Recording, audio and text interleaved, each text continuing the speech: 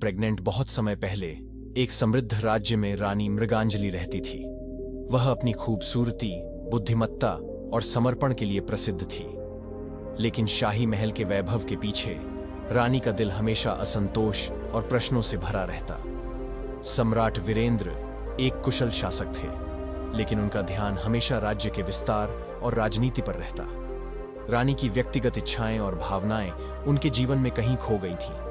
एक रात जब रानी अपने उद्यान में अकेली थी, उसने एक अद्भुत प्रकाश देखा। वह प्रकाश जंगल की ओर से आ रहा था।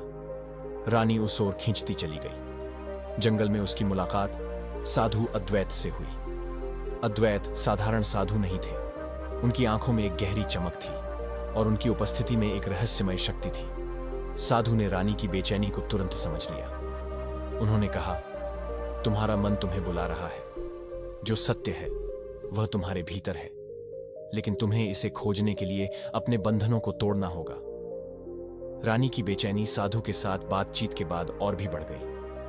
मध्य एक अवैध संबंध और रहस्य का जन्म रानी और साधु के बीच धीरे धीरे एक गहरा संबंध बनता गया।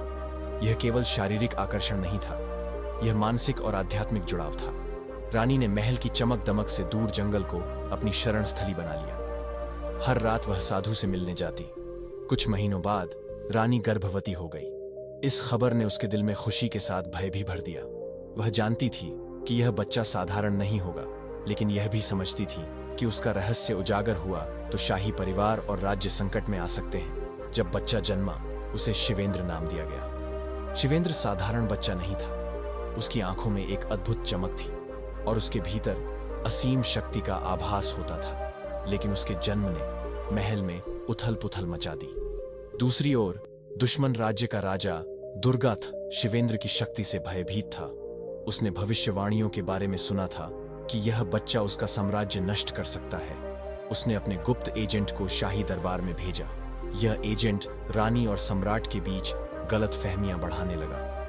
दुर्गाथा ने अपने सैनिकों को महल पर आक्रमण करने का आदेश दिया। जब दुश्मन महल के द्वार तक पहुंच गए, तब साधु अद्वैत महल में प्रकट हुए। उन्होंने कहा, यह समय है शिवेंद्र, अब तुम्हें अपने भीतर की शक्ति को पहचानना होगा।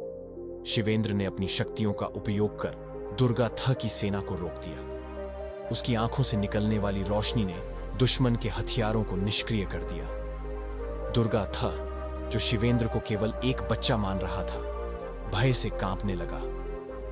साधु ने दुर्गाथा से कहा, तुमने लालच और अधर्म का रास्ता चुना और अब तुम्हारा अंत निकट है। लेकिन मृत्यु तुम्हारे लिए सजा नहीं होगी। तुम्हें अपने कर्मों का प्रायश्चित करना होगा।